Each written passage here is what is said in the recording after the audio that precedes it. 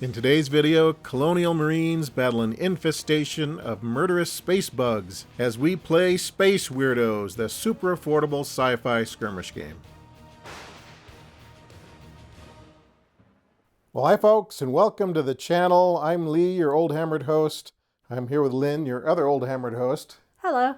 And today we're going to play some more Space Weirdos, self-described as a skirmish heartbreaker, but we don't think it's a heartbreaker at all. We think it's a pretty good set of rules. So in the last demo turn that we posted, we walked you through some of the basics of movement and activations and shooting and things like that, but we really didn't get into hand-to-hand combat or psychic powers or some of those things. And so we're going to try another little demo game here. This may run a turn, it may run 2 turns, it may go longer, depending on how fast we burn through it.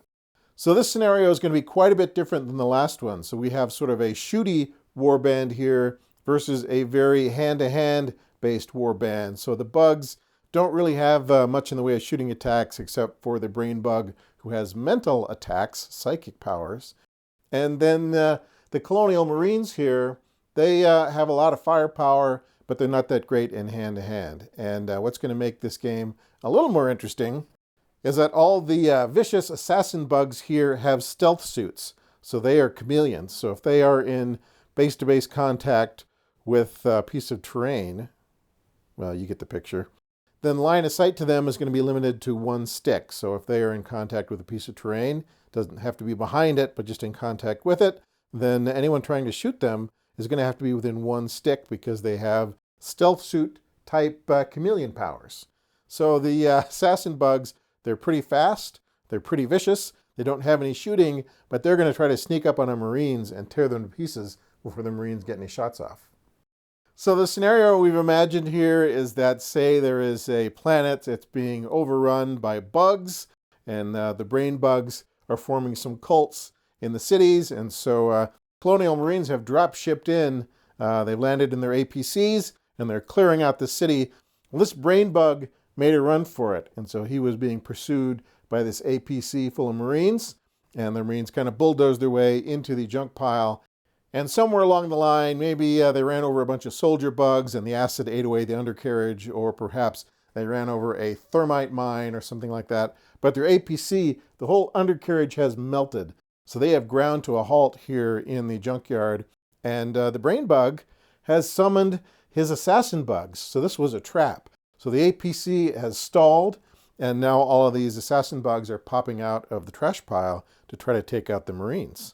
And just to keep it thematic, we've added a couple of wrinkles here. So on top of the APC, this is Gunner, and Gunner is a Marine with a autocannon, but we're going to say this is a turret. So Gunner cannot move. He can swivel 360 degrees and shoot the autocannon, and we've given him an extra point of armor. He's basically got heavy armor to count as the shielding on the autocannon.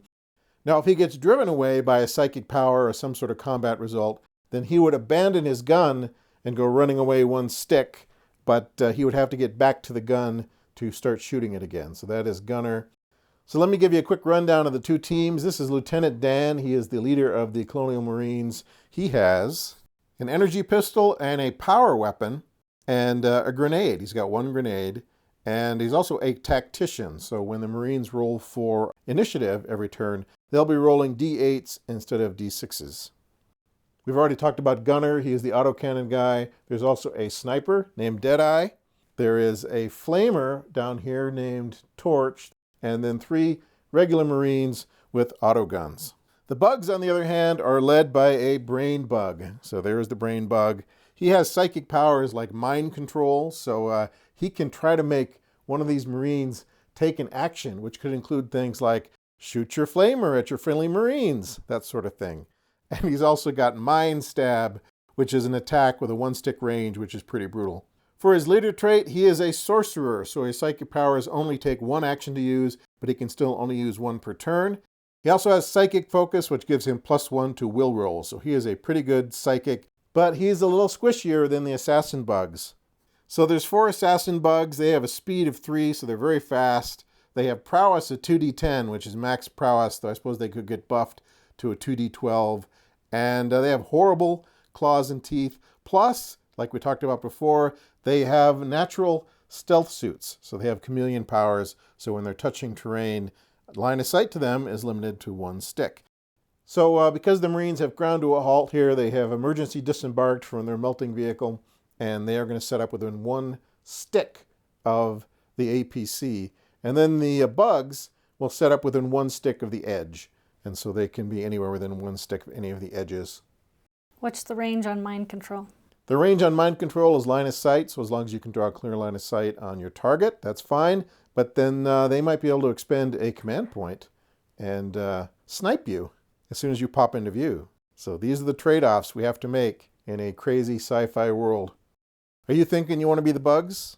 Yeah, I might try the bugs. Okay, you're going to be the bugs.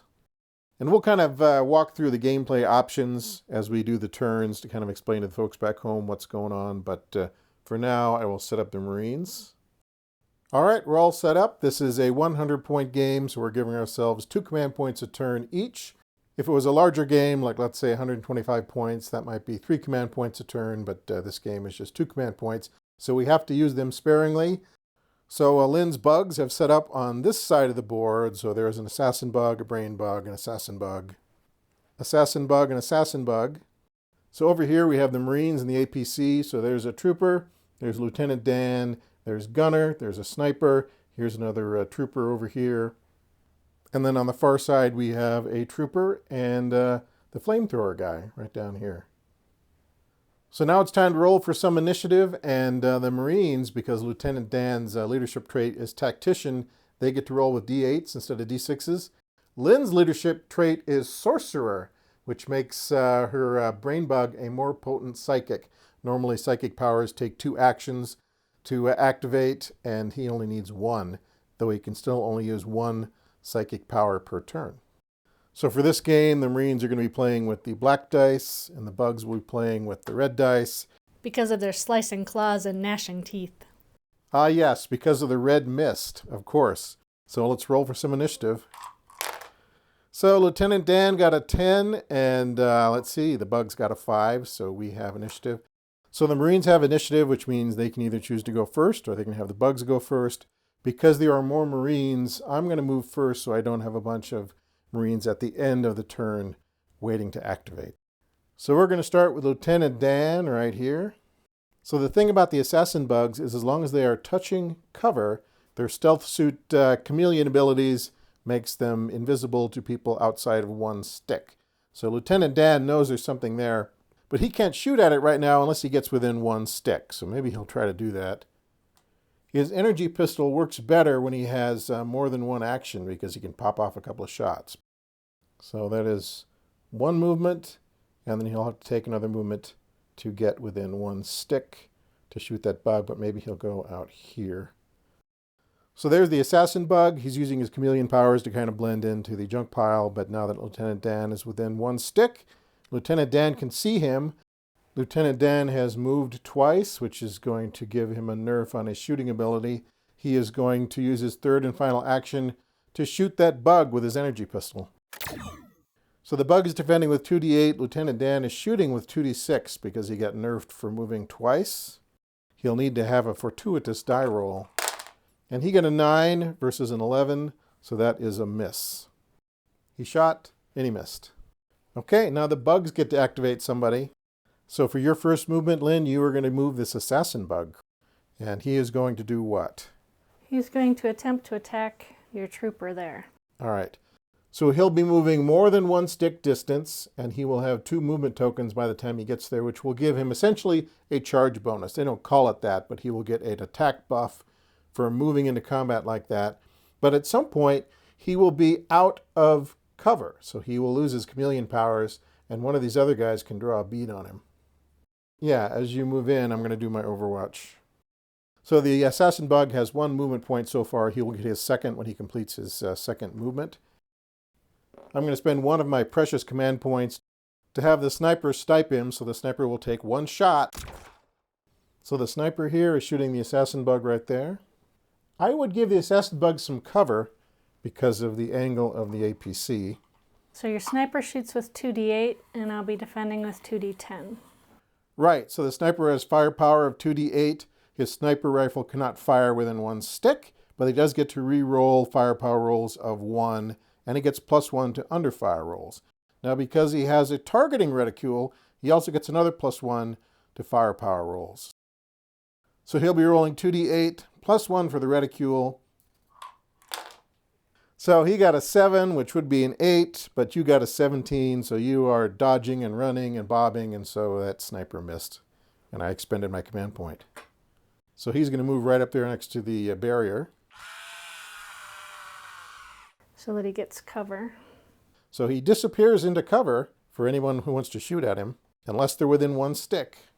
So the assassin bug has charged in, and because he moved 2 sticks, basically, he gets to buff his attack to 2d12, which is max prowess. And the poor little Marine is fighting with his combat knife, so he has 2d8. You got a 14 versus my 10. He put up a pretty big defense, but you still beat him. Now, you didn't double or triple his defense roll, which is good. But you're going to get +1 to the under attack table, which is essentially the damage table, because you have horrible claws and teeth. So go ahead and roll. And so that is a 10, which should normally be out of action. +1 is 11, so he's really out of action. So arms and legs and heads and viscera go flying into the air, and that Marine is taken out. First blood goes to the bugs. Now the Marines get to do something, and they'd better do something.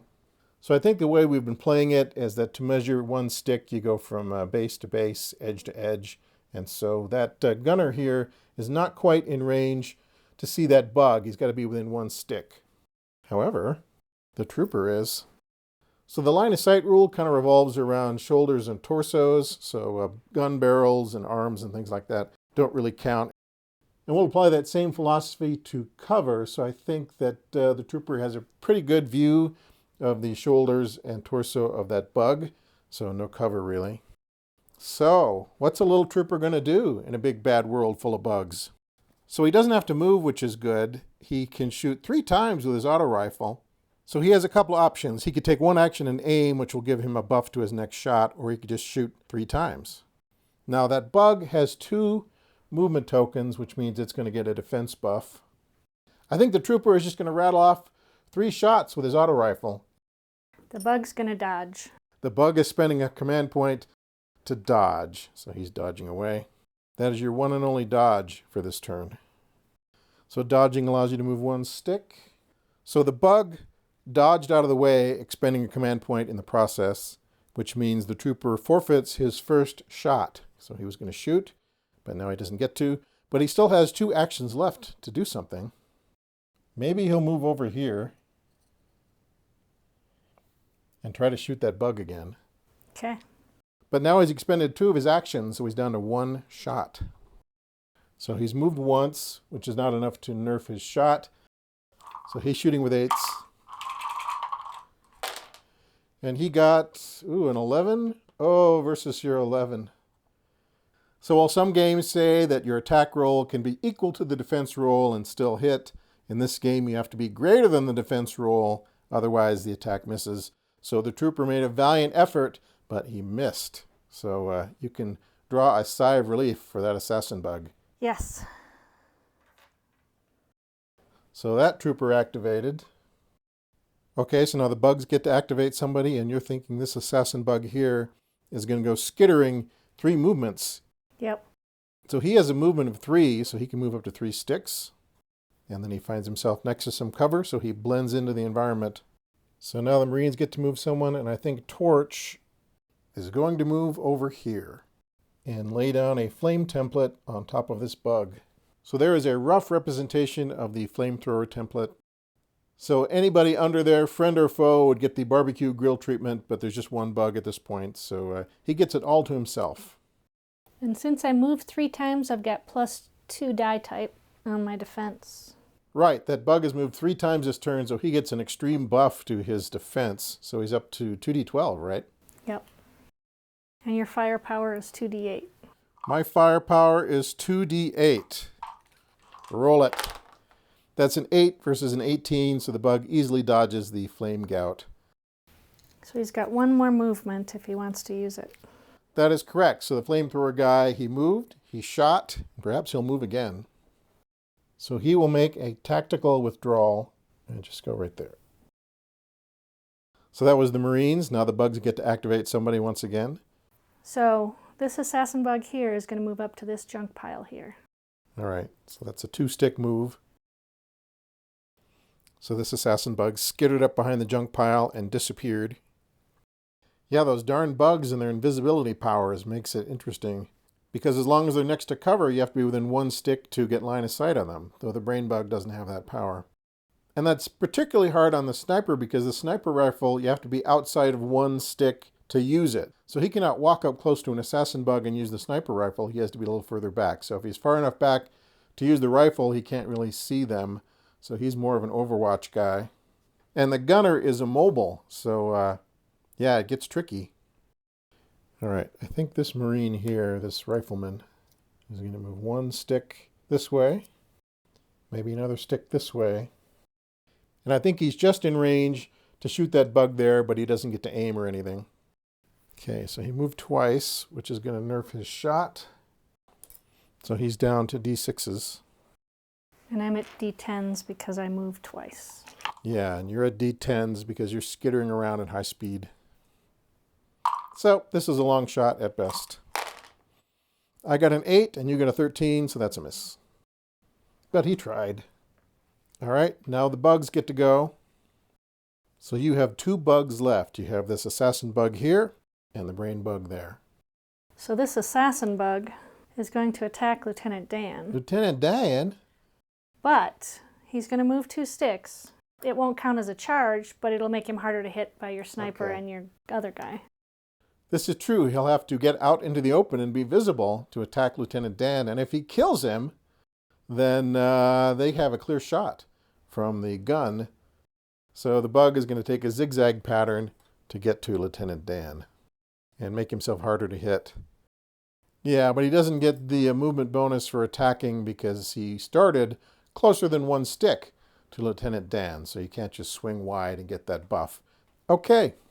Lieutenant Dan has a defense of 2d8, and you're attacking with 2d10. So you got a 16, that's pretty good, and Lieutenant Dan got a 10, so you hit him.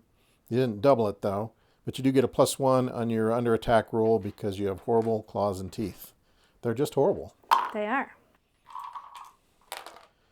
And, oh, that's a 3. That's not very good. No, that's bad for me. That's bad for the bug. So a 2 + 1 is 3. That is a bad under attack roll. So one of the interesting elements of this game is that even if you hit, if you roll poorly on the quote-unquote wound chart, your adversary can get a benefit. And so in this case, the attack does no damage, and Lieutenant Dan gets to counterattack. So he will do so. So the bug has a defense of 2d8. Lieutenant Dan has a prowess of 2d8. He has a power weapon, which means he rerolls prowess rolls of 1.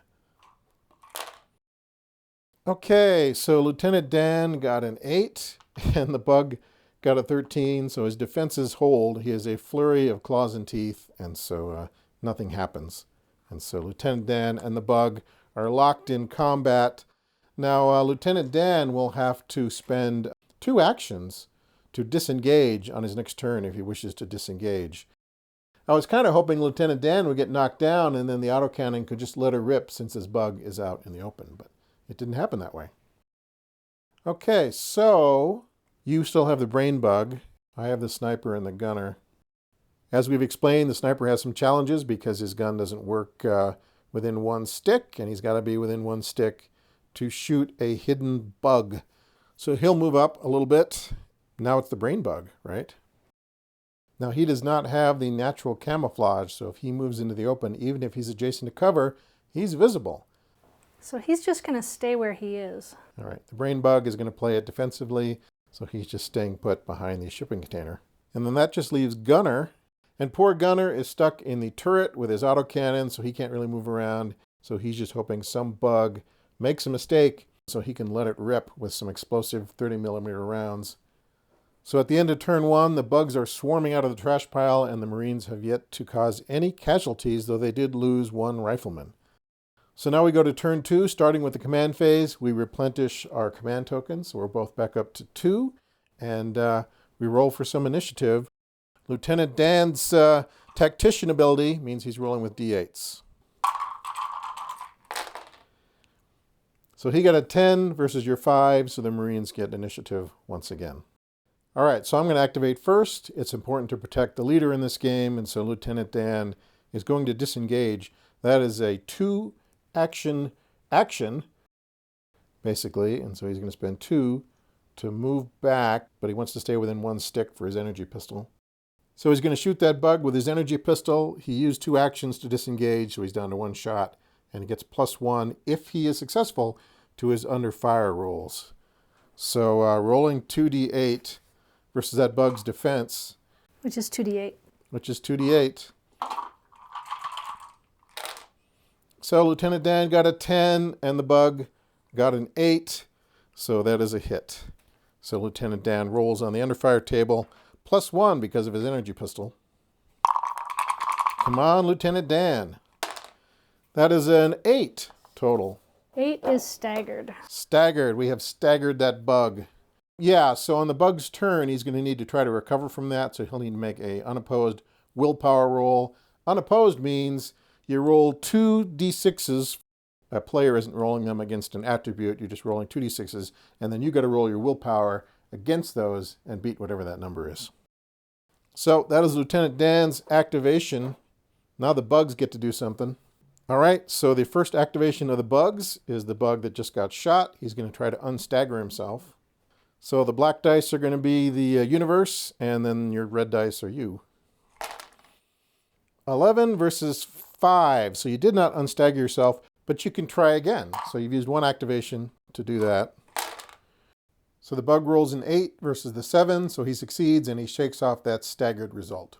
And he is now unstaggered. But he only gets 1. Only gets 1 action. So he's going to move. He's going to skitter that way to get out of line of sight. Well, to get his cover back. He was startled. He didn't expect humans to fight back. So this bug here has skittered around. He got shot with an energy pistol, and then he was staggered. He shook it off, and now he has returned to cover so that his chameleon powers can activate. So he doesn't want to get blasted by that autocannon, apparently. Or the sniper, for that matter. Or the sniper, for that matter. So that is about as good as the Marines have done so far this game, as Lieutenant Dan proved that the bugs are not invulnerable. They're not mystic creatures immune to all human weaponry. They can be damaged. And so I think it's time to put some pressure on the brain bug. This Marine is going to move. So the Marine has moved up. He's going to try to shoot the brain bug right here. The brain bug is in sight. His torso is in sight, but he's going to get cover from the corner of the shipping container, which would buff your defense to what, 2d10? Now the Marine has an auto rifle, so he could spend an action to aim, or he could just shoot twice. So I think this Marine is just going to shoot, and if you don't run away, then I will have 1 action left to try to do something else. So I'm rolling 2d8s for offense, and you're defending with 2d10s because you have cover. So the brain bug has decided not to dodge, which would be the bug's only dodge this turn and would cost a command point. So we're just going to attack. So I got an 8, and you got a 10, so it's a miss. So because the Marine only moved once and he didn't aim, he gets 1 more shot. This time I got an 8 versus your 16, so that's a miss as well. So that Marine tried, but was not successful. The brain bug is going to mind stab that trooper. So the brain bug has psychic focus, so that's +1 to will rolls. He has a willpower of 2d10, and the trooper has a willpower of 2d6. Ah. So you got a 13, a 14 versus his 3, so that's triple. So you get a +6 on the under fire table because you start out with a +3. So you're going to melt the brain of that trooper. So yeah, so it's 12. So you melted his brain. He confronted the awesome power of the hive mind and was destroyed. So that's the end of that trooper. And the brain bug is going to move back just a little bit, so he's in the middle. All right. So that's what I get for trying to put pressure on the brain bug. You get within 1 stick and he mind stabs you into oblivion. So we need to try to kill something here. So hypothetically, if a flamethrower guy could get right there, he might be able to flamethrower both of these. I think he can move there, and flamethrower those 2 bugs. So the flamethrower guy has 2 movement tokens, so that brings him down from D8 to D6, but he's hitting both those guys at once. So we roll the attack once, and then each bug rolls for defense. So we'll roll that guy first. Okay, the attack is 7, and the defense is 5. Okay, so you hit him. And he missed the other guy. Okay. So he rolls on the under fire table once. Yep. 9. Is down and staggered. Down and staggered. So to recover from that, you'll have to try to recover first from your staggered and then stand up. So the bug is not incinerated, but he's down and staggered. And if he takes another staggered effect, he will be out of action. So you're going to activate this bug that just got slightly toasted, correct? Yes. Okay. So he needs to first try to recover, so he's rolling unopposed. So we roll 2 black D6s for the challenge, and then his willpower of 2d6. 2d6. And he did. He recovered. So he spent 1 action to recover. He can spend another action to stand up, and then he can try to do something. I think he's going to move. Okay, so that bug is also going to move. Yeah. So that bug recovered, stood up, and then moved back. And that's his activation. Okay, so the Marines get to go again. So this Marine here is within 1 stick of that bug. He can see his shoulders and his underbelly and such, so he can shoot at him. The bug is going to get cover from the edge of the container. The Marine is not moved, so he could shoot up to 3 times, but he's going to start by just shooting once, unless you wish to expend a command point and skitter out of the way. That would be your one and only dodge for this turn. I'm going to do it. So this assassin bug is going to dodge. He's dodging out of the way. Cowardly bug. Okay, since you've used your one and only dodge this turn, this soldier is going to move over here, get within 1 stick of that bug, and shoot at it. So this Marine here is shooting at that bug there. The bug will be defending with 2d10 because of his cover, and the Marine will be shooting with 2d8. So the Marine got an 8, and the bug got a 7, so that's a hit. So he just rolls 2d6 and hopes for the best. And you're like, low numbers, low numbers. Low numbers, 2s and 3s. 9, down and staggered. So that Marine knocked that bug down on his butt, but that bug can recover on his activation. Okay, so it is the bug's activation once again. Do you wish to try to recover this bug here? Well, yes. An unopposed roll versus 2 black dice. And he did not do it. It's a 7 versus a 6. He can spend another action to try to recover. And that's a 10 versus a 4. He didn't do it again. He can spend a 3rd action to try to recover. And he did. He got rid of his staggered marker, but he didn't get to stand up, so he's still on the ground. So even though those staggered markers didn't do any damage, they kind of disrupted your plans a little bit, because I think you were going to skitter all over the APC. Mm-hmm. Okay, the Marines get to go. I'm running out of Marines, though. I see 2 have been incapacitated. All right, so I have 2 Marines left who can try to do something. I have the sniper, and I have the gunner. The gunner is kind of in a fixed position, so as long as the bugs are hidden, he can't do much. The sniper is going to move that way and then drop down. And then that will be his movement. We'll say that's 2. Okay, so you have 1 bug left. He's going to try to charge the torch. Yep. Charge the incinerator. So this rifleman is going to overwatch that bug as the bug attempts to charge the incinerator. You're going to buff your defense. Yep. I'm going to buff my attack. So I'm spending 2 command points, 1 to overwatch. Then you're buffing your defense with a command point. Then I'm buffing my attack with a command point.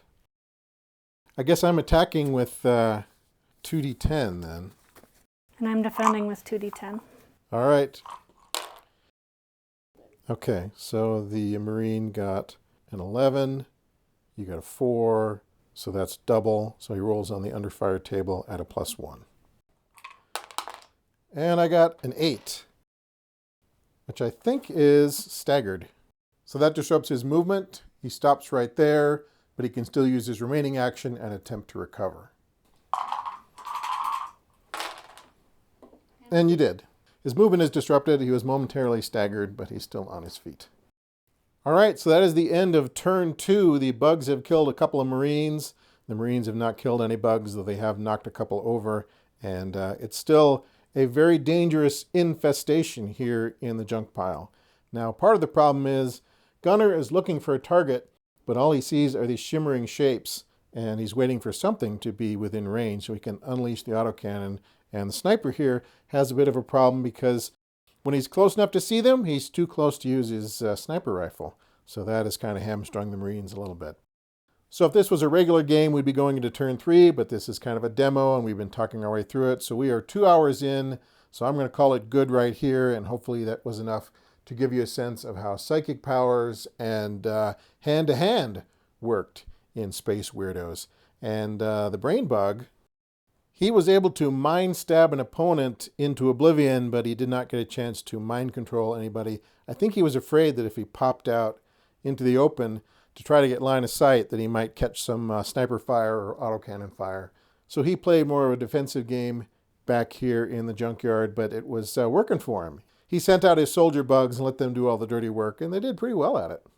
Yeah, and the Marines didn't kill anybody, but they were able to knock the bugs down a couple times, which did disrupt their advance. So they're holding the line, but it is perhaps a losing battle because they are down from 7 Marines to just 5. And once they hit that 50% mark, or if Lieutenant Dan gets killed, then they have to roll to see if they're going to get broken. But that is an adventure for another day, so hopefully the Marines and the bugs can revisit this conflict down the road, perhaps in another setting.